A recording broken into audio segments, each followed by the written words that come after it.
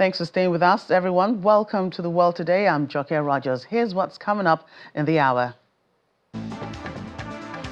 Palestinians in Gaza are still waiting for aid to arrive after Israel eased an 11-week blockade on Sunday. Meanwhile, Israel's chief of staff says that his forces are expanding the ground operation in the Gaza Strip. And the European Union unveils new sanctions aimed at pressuring Moscow into serious negotiations over Ukraine. Let's begin The World Today. Let's get right into it. We kick off with what aid agencies are describing as a looming starvation crisis in Gaza. The aids are available but stuck. Millions of civilians in the war-torn country are desperately waiting for the aid to get to their doorstep after Israel lifted an 11-week blockade on Sunday. Israeli forces say, or Israeli officials say, 93 aid trucks entered Gaza on Tuesday after a thorough security inspection. But officials from the United Nations say the supplies are sitting in a warehouse and humanitarian teams have not been able to distribute the aids just yet. The Israeli military's coordinator of the government activities in the territory says the aid, which was transferred through the Kerem crossing, includes flour for bakeries, baby food, medical equipment, and pharmaceuticals. As famine intensifies in the Gaza Strip, a 31-year-old eyewitness on ground describes the situation as extremely bad, saying things are getting harder by the day. It says people are finding creative ways to survive, including turning pasta into an imitation of bread. Doctors are also warning medical supplies are running critically low. Israel is blaming Hamas for preventing peace, indicating the group is responsible for the difficult situation of the civilian population. The Israeli Defense Forces says it would continue to facilitate humanitarian assistance while making every effort to ensure that the aid does not reach the hands of Hamas.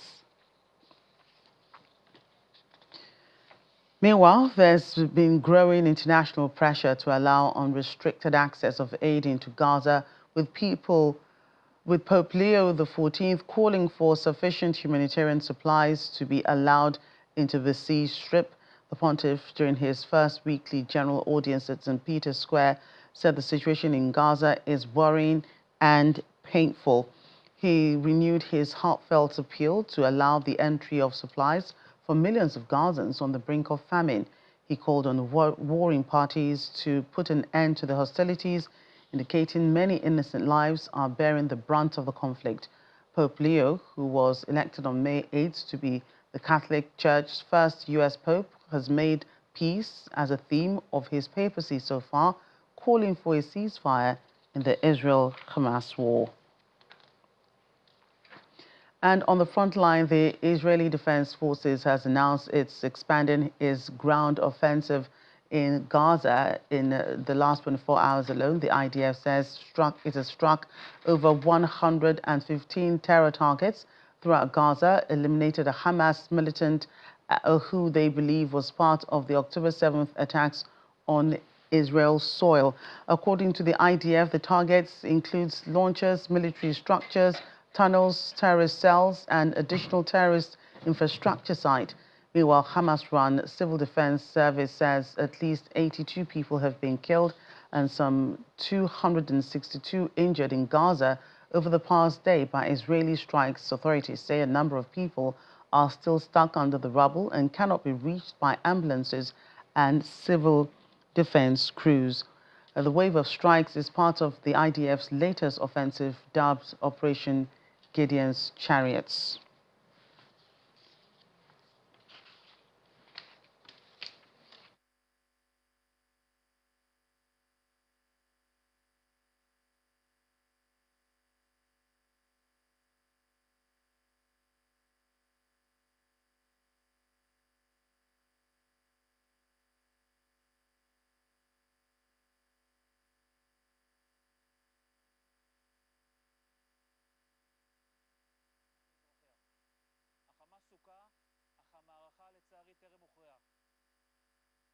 לפני מספר שבועות פתחנו במבצע עוז וחרב במטרה ליצור תנאים טובים יותר להשבת חטופינו, לפגוע בחמאס ולהכריעו במקומות בהם פעלנו.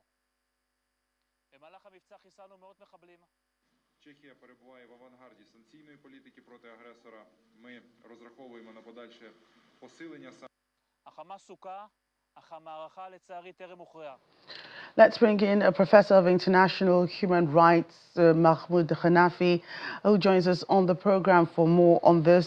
Pleasure having you on the program. Thank you very much.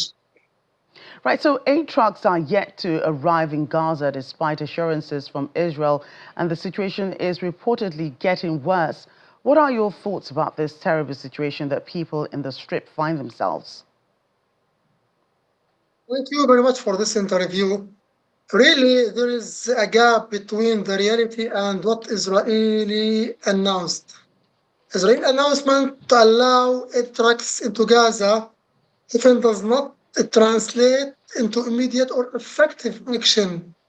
Delays on the ground reflect their bureaucracy or security restrictions, whatever the reason. But the fact that it is a small point, but the need is huge. There is a gap between the reality and the what Israel declared. Also, the crisis deepens not only because Israel allowed, but because there are international organizations make alarming that there is a catastrophe, there is a starvation in Gaza. In addition to starting from March 2, there is no able for entering any humanitarian aid to Gaza. For the situation is catastrophic, and the world is angry of the behavior of Israel. And how much worse could things get if those trucks do not get to Gaza soon? Really, the need is 500 trucks every day. But what Israel allowed is 5 trucks only. This means that there is a high risk of starvation. Also, without medical aid, hospitals lacking electricity, fuel, and so on, this will lead and surely to the deaths of hundreds of people or casualties or those who are suffering from diseases or need an urgent treatment. In addition to there is as survival becomes harder, social order may collapse further, fueling cause looting and separation among civilians. Briefly, it is irreversible damage of civilian life. There is no civilian life. The longer aid is delayed, the harder it becomes to rebuild society. Long-term trauma, displacement, and infrastructure collapse will haunt Gaza for next generations. I don't know how this problem will be solved if Israel doesn't open the borders promptly. More that you think the United Nations, can do to get distribution of aid going? United Nations has to do more, really. United Nations has to do more. Israel is a member state, is one over 193 member states of United UN. So it is not accepted from EU, from Africa, from Asia, from UN agencies. All of them ask Israel to cooperate with UN agencies, and Israel refused. So if the international society or the UN or other international organizations are unable to solve this small problem, the area of Gaza Strip is 365 kilometers square. If all these collective countries are unable to solve the problem, so let us be brave and let us be frank to say that the international community is in dangerous. Not only Gaza Strip is in dangerous. I know the Palestinian people are paying the highest price, but really it is a moral question, it is a moral exam. I think all of us must succeed in this exam. Otherwise, the next war that will occur anyway, it will be the worst, more than Gaza Strip.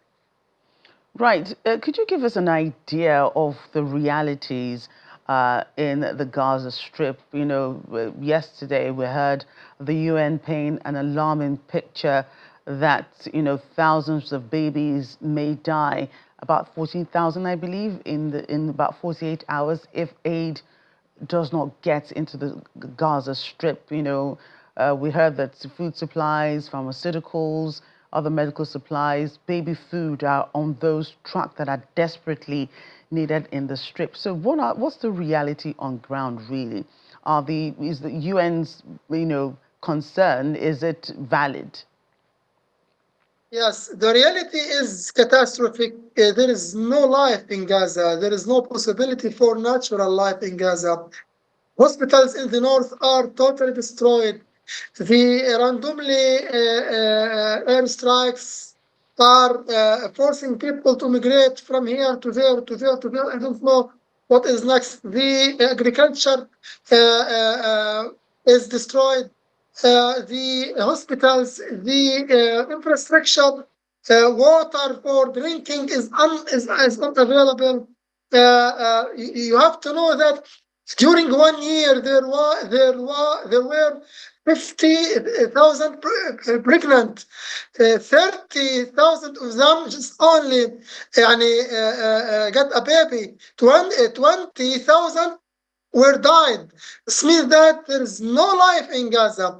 For that, the people around the world are angry. In EU, in UK, in Spain, in Norway, and everywhere. The humanitarian situation is deeply concerned. It cannot be described with words. You know, population is around 2.3. They are in a very overcrowded area, and there is no way, if the UN agencies are not working, this means that there is no life, and people are dying by two ways, either directly by bombing and random bombing, or by starvation, or another like starvation, or no drink, no water, no healthy environment, and so on. The authorities are concerned themselves about Hamas using their trucks as transportation for weapons and other contraband. Do you think there's any substance? You know, what do you make of these allegations? According to IHL, international humanitarian law, civilians are protected in all the ways, also circumstances. There is a historical precedence, and Israeli claims. Israeli previously accused Hamas that they are misusing humanitarian and channels, but there is no evidence, there is no investigation to get the reality. Israel is accusing and Israel is prohibiting. So we need a neutral investigation to check the reality that Israel claim. Also, there is no international journalists, there is no international organizations to transfer the reality from Gaza Strip around the world.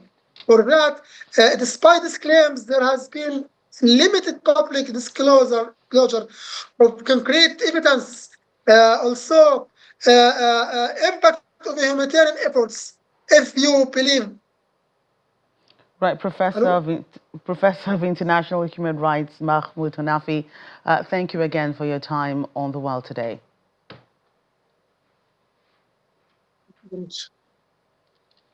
Let's move on to other stories. South African President Cyril Ramaphosa has arrived at the White House to meet with his U.S. counterparts, President Donald Trump. The meeting comes as Mr. Ramaphosa has called a group of 59 white South Africans who have moved to the U.S. to resettle cowards. Mr. Trump had also accused the country's government of allowing a genocide to take place against minority white farmers.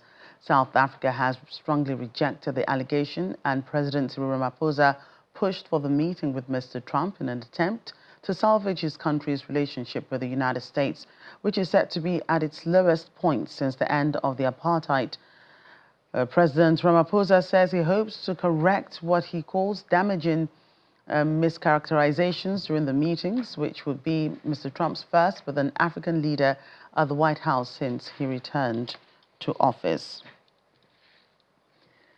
Let's get more on this. Our Washington, D.C. correspondent, Maria Bird, joins us more. Maria, great to hear from you today. What's the atmosphere in Washington, D.C. as the meeting between the two leaders is set to get underway? Yeah, so in Washington, it's much hope. As you said, this is the first African leader that has been a visitor and a guest of the president at the White House for this recent administration. And so I think there's hope that there can be obviously conversations to address some of the concerns, but most importantly, that this can be a beginning to further collaboration. We know that trade and tariffs are the top of the item of discussion for the president, regardless of what nation he's speaking with. And so hopefully this can find a way to actually increase the potential and possibilities for a relationship once they sit down and talk, and obviously providing greater access to businesses for both countries as we think about the trade. So I think there's hope there. I think some thoughts are around some potential concern, but I think that it's mostly an area of hope. Right. Was it necessary, do you think, for the South African president to come all the way to the United States to recalibrate relations, as he puts it, which has been on the lowest ebb since that incident with the white farmers? So I think from his perspective, we all are very much aware the president's style. He's a very relationship driven person. He has obviously we see a lot of he's very vocal on what's happening. It's never really a moment where you don't know what's going on with his administration, where he's visiting, what he's doing, where he's traveled to. And so, because of that, the president of South Africa's visit to the White House, I think he's looking at probably the picture optics, and I guess hopeful that that connectivity there being present and showing that he is very serious about the relationship and he has an interest in the relationship could lead to positive impact. So I do think that for this, in this circumstance, he could potentially be moving that country forward, South Africa forward through this. Who are we to expect in the U.S. delegation joining President Trump in this meeting with the South African president? Well, it's very likely that we will see the Secretary of State in this meeting. We know that many of the aides will be in the meeting as well.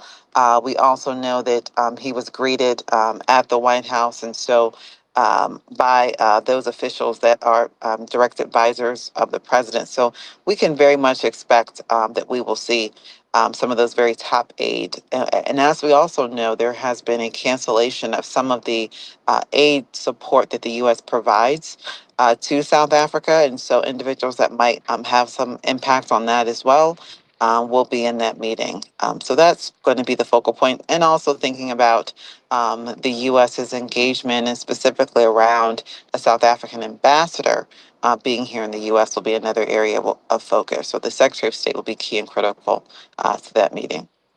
Right, Maria, thank you so much for the update on that meeting in the United States between President Trump and the South African leader Cyril Ramaphosa.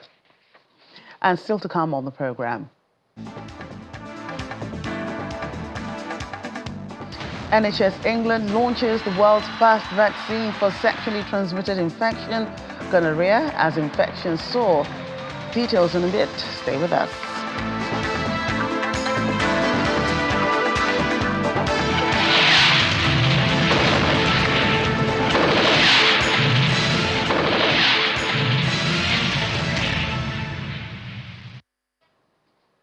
Welcome back. 6 Ukrainian servicemen have been killed and over 10 others injured after a Russian missile strike hit a training exercise in the Sumy area of the region. The National Guard confirmed the incident, saying it happened near the Russian border, an area repeatedly targeted in recent weeks. Ukraine had earlier launched operations from Sumy into neighboring Kursk region to create a buffer zone, but the military campaign has sparked concerns over heavy losses. Meanwhile, the Kremlin has confirmed that President Vladimir Putin visited officials in Kursk, his first visit since Russian forces reclaimed the region from Ukrainian troops. Meanwhile, the Czech Republic has pledged to help train Ukrainian F-16 pilots as part of a broader defense cooperation between the two countries. Speaking after a meeting in Ozorod, Ukrainian Prime Minister Denis Shmyhal and Czech leader Petr Fiala said that the training would take place outside Ukraine and strengthen ties between their defense industries. He reaffirmed Prague's military and humanitarian support for Ukraine, saying Ukraine remains the Czech government's top international priority. The Czech Republic has already delivered over $900 million in military aid since 2022, including tanks and air defense systems. Russia has repeatedly accused foreign governments of prolonging the conflict in Ukraine by arming Kyiv and providing intelligence, warning such support amounts to direct involvement. In the meantime, Russian President Vladimir Putin has lashed out at Ukrainian troops, calling them idiots for destroying Soviet war monuments in the Kursk region. Mr. Putin accuses Ukraine of promoting neo-Nazi ideology by erasing World War II memorials. He made the comments during a meeting with members of the volunteer organizations during his visit to the Kursk region on Tuesday. The comments come as Russia tightens control over Kursk months after pushing Ukrainian troops out of the region.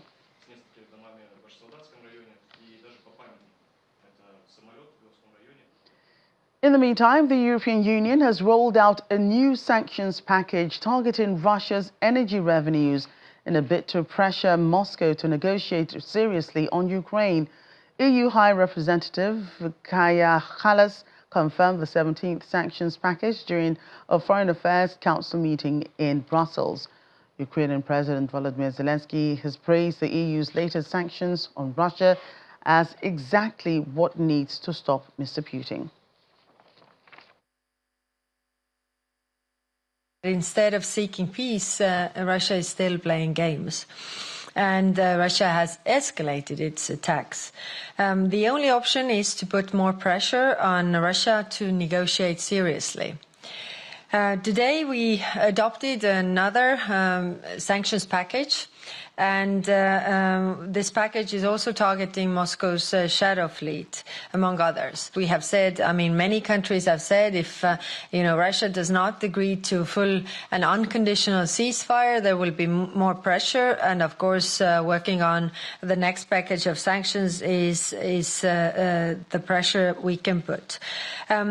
We also discussed the contributions to security guarantees given to Ukraine. The situation in Gaza is catastrophic. The aid that Israel has allowed in is, of course, welcomed, but it's a drop in the ocean.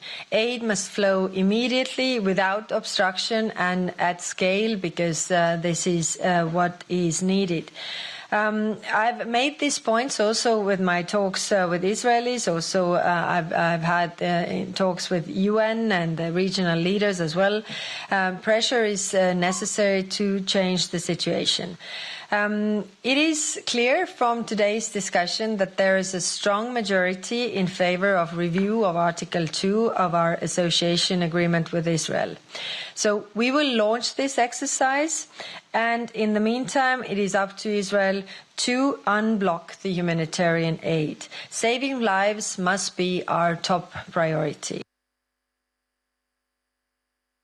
And European leaders have agreed to increase pressure on Russia through further sanctions, as you've just heard there, after Donald Trump briefed them on his call with Vladimir Putin. The German Chancellor Meanwhile, Ukraine's President Volodymyr Zelensky says Kyiv and its partners are considering arranging a high-level meeting between Ukraine, Russia, the EU, US, EU countries and Britain. The meeting could be hosted by Turkey, the Vatican or Switzerland. DW correspondent Thomas Sparrow joins us for more on this. Thomas, great to see you today. How confident are European leaders that these sanctions against Russia will have an effect? Well, this is the 17th sanction package, 17 since the war in Ukraine began. So very clearly, from a European perspective, sanctions are having an effect on Russia, specifically on the Russian economy. And it is also clear, based on the fact that this is the 17th sanctions package, that this is, if you will, the preferred way in which European leaders are reacting politically when it comes to punishing, if you will, Russia. However, there is a debate here in Europe. It's not necessarily a new debate, but it is a debate that has intensified in recent days and in recent weeks about the specific impact of those sanctions. Because while some obviously understand that it is affecting the Russian economy when European leaders, and not only from the European Union, but also the UK, impose sanctions against Russia, there is also the belief, especially by those who see these critically, that they are not affecting how Vladimir Putin views the war. They are not helping to change Vladimir Putin's mind on what he wants or not to do in Ukraine.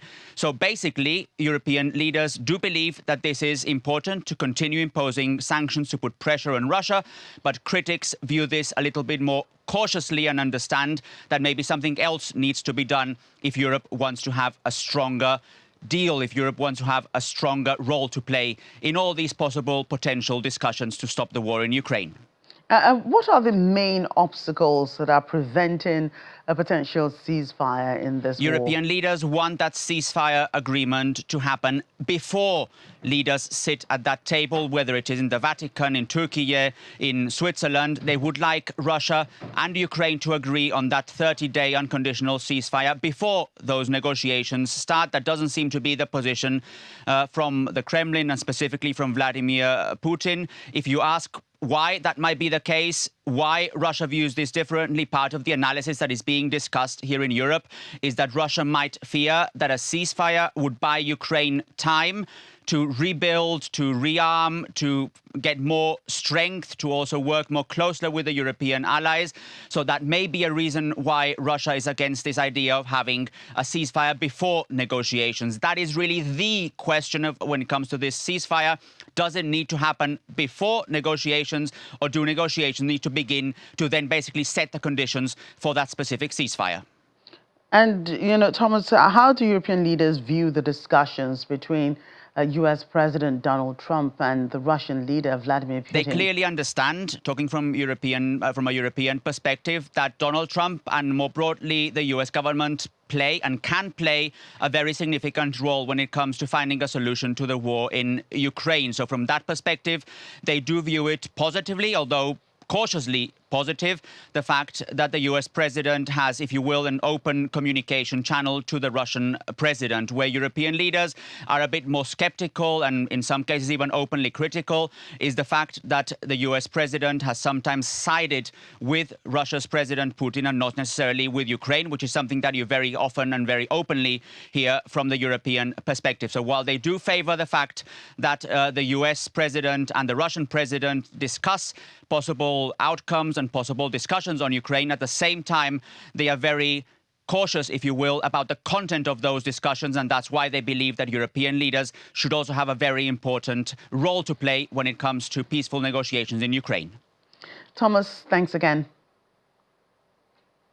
Let's get more on this. We'll bring in Peter Dickinson, the publisher of Business Ukraine magazine Lviv Today and editor of the Odessa Review. A pleasure having you on the program. Hi, pleasure to join you. Right, so we've seen sanctions on Russia in the past. President Zelensky said the EU's latest package of sanctions is exactly what's needed to stop Mr. Putin. How realistic is his comment? Well, I think he's trying to encourage others to follow. I think It's not going to stop Putin on its own. I think all sanctions in general will not be enough. Simply a sanctions policy will not be enough to stop Russia, to stop the invasion. If we look at sanctions used against other countries over the long term, for example, Iran and North Korea, they've caused a lot of problems for those countries, but they've not stopped the behaviours that have provoked the sanctions in the first place. I think it's unrealistic to expect a country with as many international ties and as big an economy as Russia to be brought to heel or to justice, perhaps, by sanctions. Of course, sanctions can play a part in ending this war, in ending Russia's invasion, but there'll only be one element of it. But I think Zelensky's comments need to be taken in context. I think what he's really trying to do here is say to the Americans, look, the Europeans have taken action, they've done something that's very worthwhile, perhaps you would also want to do something like that yourselves. And after the that phone call between President Donald Trump and his Russian counterpart, Mr. Trump said negotiations were to start immediately. Have there been any negotiations? Not since the call, no. It was a strange comment from Trump because actually the first negotiations in 3 years took place last Friday before the call. So the idea that the call brought some sort of a breakthrough to begin negotiations is simply false. The talks had been resumed after a 3-year pause between Ukraine and Russia last Friday, and the call took place, of course, on Monday. So it's a very, very strange stance, really, that Trump has taken there. Presumably, he's looking to get some sort of credit for having made some progress, but actually, there's not a lot of progress to be seen here. There are talks now about further discussions, further meetings between Russian and Ukrainian representatives. Those meetings may involve other parties as well. There's talk of Europeans taking part. There's talk of American officials taking part. But at this stage, it's all speculation. We don't have any firm information yet about further talks. So no, the short answer is there's been no further negotiations since the call. So what do you think, it's going to take to move things along? President Donald Trump doesn't seem to be making any headway just yet. You said sanctions from Europe might not, do it. So what is it going to take to get things moving along to ensure that there's a ceasefire or that there's a stop to this war in its entirety? Well, Ukraine has been very clear. Ukraine has said they're ready for a ceasefire, they're ready for peace talks, they're ready to accept territorial concessions even. They're ready to make a wide range of concessions to end this war, which of course has been a disaster and a tragedy for the Ukrainian nation. Russia, on the other hand, says they're not ready for a ceasefire. They do not want to make any concessions in terms of their territorial claims in Ukraine. And in fact, Russia does not only claim the areas that are currently under Russian occupation in Ukraine, they also claim further territories in Ukraine, which would mean the Ukrainian army withdrawing from areas they've been able so far to defend successfully. So Russia really has very maximalist goals here. And if we look at what Putin is asking for, he also calls for Ukraine to be demilitarized and denazified. Now, when Putin says demilitarization, he means disarming Ukraine. Ukraine should have no international military aid. It should have no real army of its own. Its army should be reduced to around 50,000 soldiers from the current total of 1 million. So a 95% reduction in the size of the Ukrainian armed forces. When Putin talks about denazification, he essentially means de-Ukrainianization of Ukraine, to take away the Ukrainian legislation that protects the Ukrainian language, Ukrainian culture, Ukrainian history, the Ukrainian Orthodox Church, and so on. So Putin has really put down his marker that he will not go for peace unless he can break Ukraine and essentially subjugate the country and bring it back into the Russian sphere. So really, the only way to get to a peaceful position is to demonstrate to him that he can't achieve that. And that can only really happen militarily. So we're still talking about military aid for Ukraine. And the idea of the U.S. stepping back from, the talks is something that both Mr. Trump and his top officials like Vice President J.D. Vance and Secretary of State Marco Rubio have hinted at. Could the U.S. also end any military and intelligence support for Ukraine? Well, that's the big question. We hear a lot from American officials, from J.D. Vance, from Marco Rubio, saying that if we can't get some progress, we're going to walk away. Trump himself says, we're going to step back. I'll take a pass, and so on. What we don't know is exactly what they mean by that. Now, there's two real options here. One would be for them to say, okay, we're stepping back from the peace process. We're not going to try and broker a peace, but we will continue to provide Ukraine with military intelligence. And if not providing them direct with military aid, we will sell military aid to Ukraine, probably via Ukraine's European partners. So in that scenario, if we're just talking about America stepping back from the peace process, stepping back from negotiations, that wouldn't actually be a particularly bad thing, I think, for Ukraine. Ukrainians would probably welcome that, frankly, given how these negotiations are going and how Trump is handling them. If, on the other hand, the other scenario, if we're talking about America saying, okay, we are completely out and we refuse to provide Ukraine with any further military aid, we refuse to sell weapons to Ukraine, we refuse to provide intelligence support and perhaps also logistical support, that would have a very big impact on Ukraine's war effort and a very negative impact. It could actually have be potentially decisive, although there's some debate over that, but it could potentially be decisive in handing Russia a victory. So it really depends on what the Americans mean when they talk about stepping away. Right, Peter, thanks again. Thank you. Let's move on now. UN Secretary General Antonio Guterres has highlighted 3 key areas that call for action in addressing the Security Council's high-level open debate on maritime security.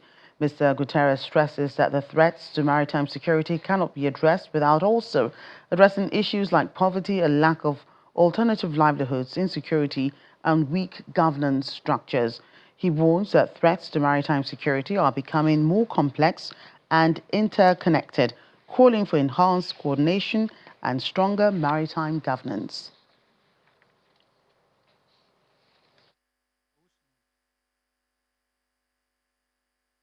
Without maritime security, there can be no global security. Respect for international law is the anchor of maritime security. The international legal regime for maritime security, with the UN Charter and the Convention on the Law of the Sea at its core, strikes a careful balance between state sovereign rights, jurisdictions and freedoms, and their duties and obligations. And it provides a strong cooperative framework for addressing crimes at sea and ensuring accountability. However, this framework is only as strong as states' commitments to full and effective implementation.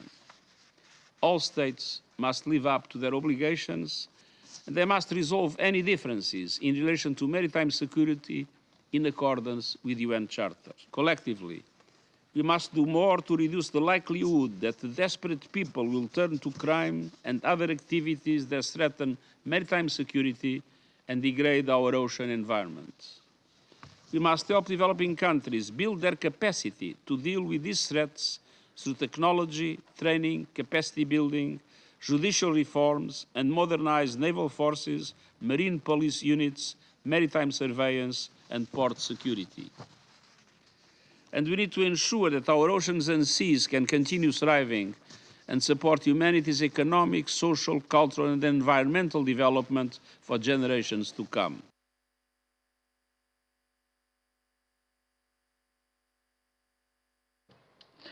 And still to come on the program. Rise of humanoid boxes in China's Zhejiang as technology advances make sci-fi dreams a reality. Details soon. You stay with us.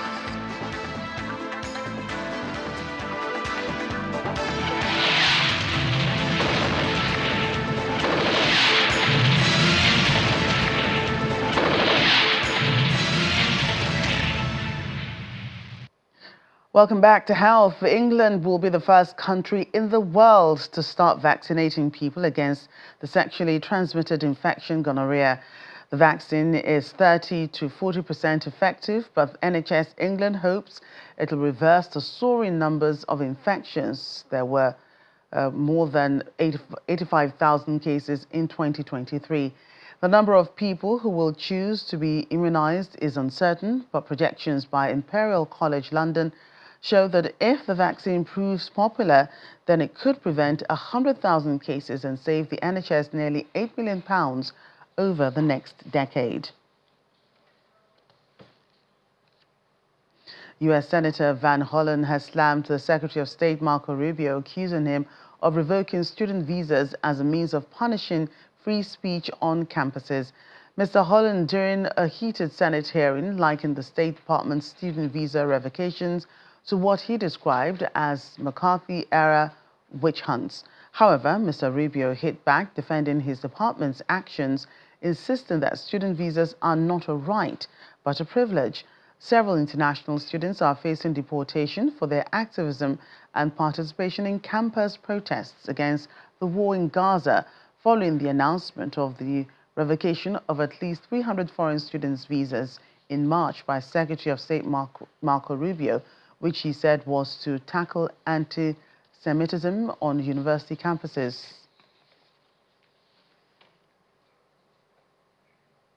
We spent $227,000 for Big Cat's YouTube channel from USAID. We spent $14 million for social cohesion in Mali, whatever the hell that means. So I can go on and on. I got the list here, and there's more. I didn't even bring the whole list. In the case of El Salvador, absolutely.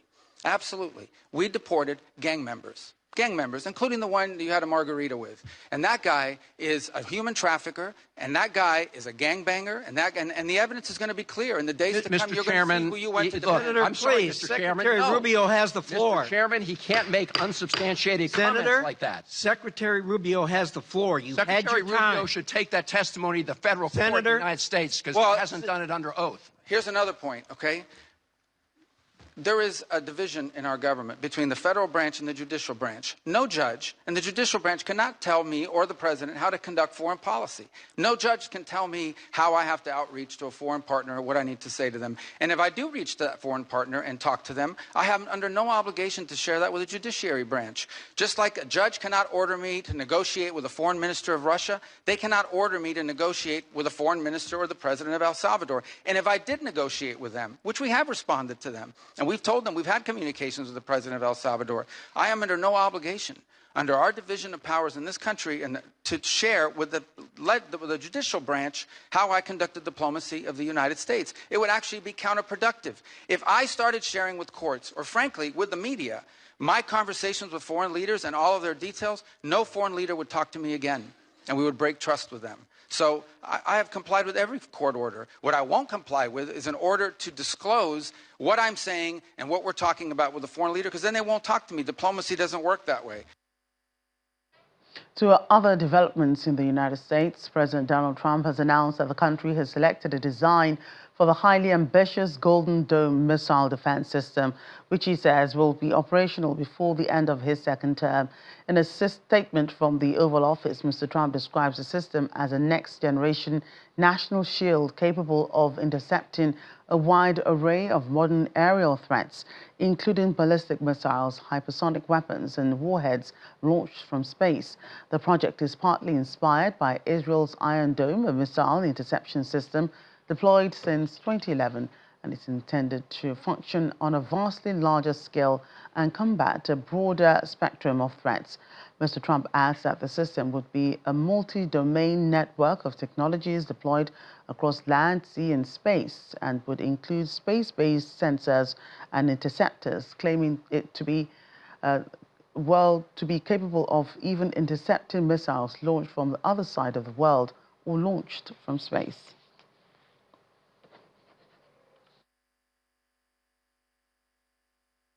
As we make a historic announcement about the Golden Dome missile defense shield. That's something we want.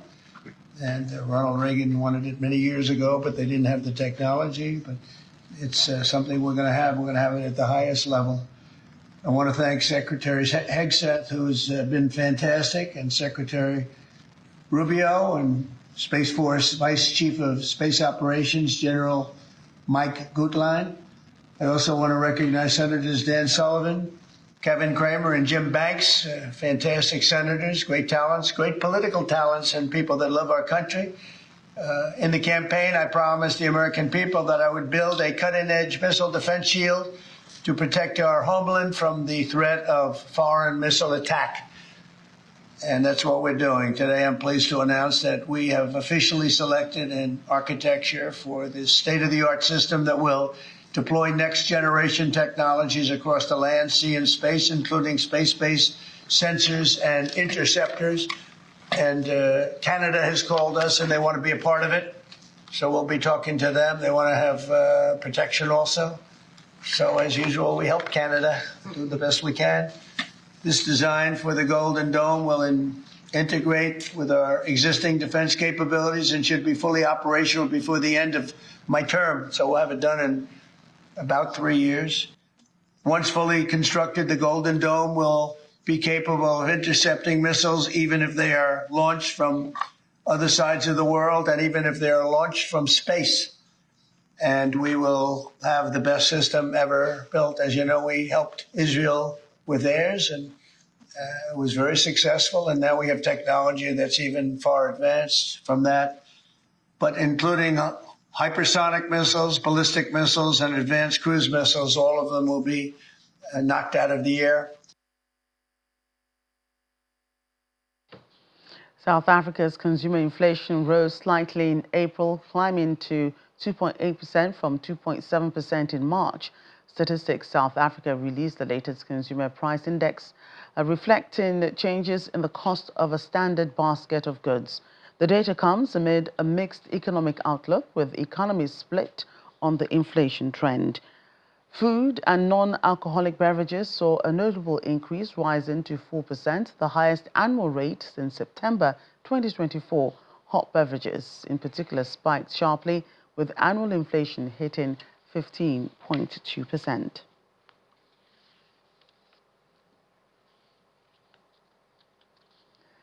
In Kenya, visually impaired football enthusiasts took to the pitch as part of a specialized coaching program led by a social enterprise that deals with the manufacturing of balls alive and kicking initiative, introducing blind football in schools and community centers across the East African country.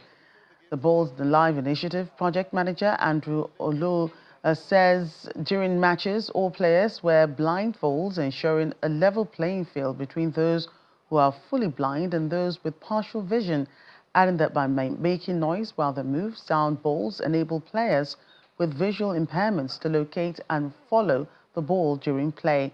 The game is played five-a-side on a smaller pitch, 20 by 40 meters, with only the goalkeeper being sighted to help guide the team.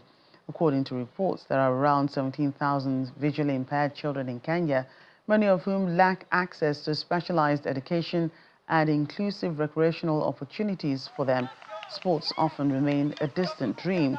The initiative, which focuses on training 82 sports teachers from 32 counties across the country, aiming to reach 4,000 students living with visual impairment.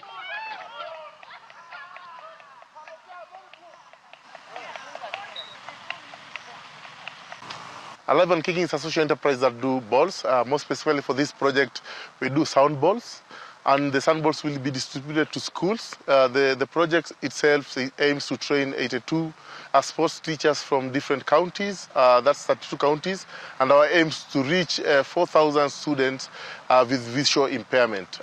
Yeah, blind football is a team sport whereby it's not only for the blind, but also it's a sport for the visual impaired, whereby some people has low vision, some are completely blind. So before the game starts, all the players are folded so that they can all be the same. And in this match, it is played 20 minutes each half, and the goalkeeper is the only one who's sighted and can actually see his players. For B1s, they play five-a-side, whereby the goalkeeper, which is sighted, and 4 players in. And for B3s, they play 6 players and one goalkeeper who is sighted.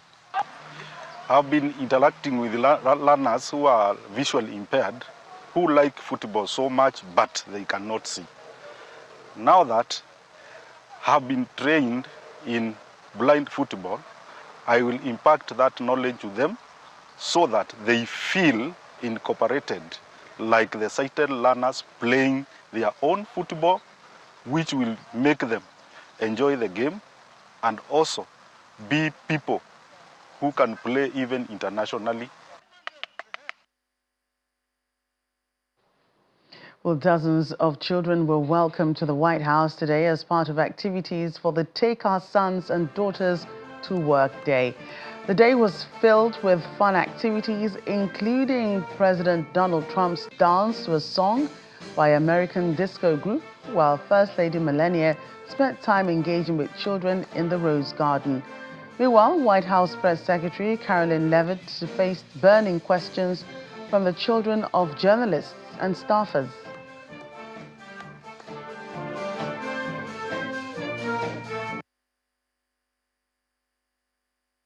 I've been to many countries. I lived in Italy for a few months to study, but I very much enjoyed our trip last week to the Middle East, where the president went to Qatar, Saudi Arabia, and the United Arab Emirates, and they were three beautiful countries. What pets did Donald Trump have when he grew up and also right now? Well, he doesn't have any pets right now. I don't know if he had any pets when he was growing up. I'll have to check with him and ask, but there's no pets at the White House right now, except for our great canine Secret Service dog friends that are here to protect him. What's the president's religion? What's the president's religion? The president is a Christian. Donald Trump eat How much candy? How much candy does he eat a day? A good amount. A good amount of candy, yes. He likes pink Starburst and Tootsie Rolls. What's the president's favorite order at McDonald's? President's favorite order at McDonald's. He loves McDonald's hamburgers and French fries. Who doesn't? They're good. Your least favorite news outlet? My least favorite what? News outlet. I can tell you're a staff kid, not a journalist kid. Did someone say ABC? Honestly, it depends on the day. What's his favorite child? That is a very controversial question, and I am not going to answer it. I know he loves all of his children very much, and they're all great kids. Some of them were here yesterday. Wow, I'm sure the children had a lot of fun there. Let's close the show now. In China, a group of humanoid robots are undergoing rigorous training and systematic upgrades in preparation for an upcoming boxing contest in Hangzhou, the provincial capital of Zhejiang, in the eastern part of the country. Two humanoid boxers, one marked in blue and the other in red, getting warmed up for a trial match, exchanging punches in a boxing ring, with the blue-marked boxer emerging as the winner. Like their human counterparts, these boxing robots can stand back up after falling. According to the technicians, the boxing robots have been designed to withstand blows, which is crucial for enduring the energy-intensive nature of boxing matches, where participants face hard punches and various uncertainties. In his remarks, a technician at the Humanitarian robotics Gao Yuan says compared to previous dance performances, the robots showcased the boxing competition entails fighting, which is the most difficult aspect of the project. He says in combat, the pressures on the machines are immense and uncertainties also abound.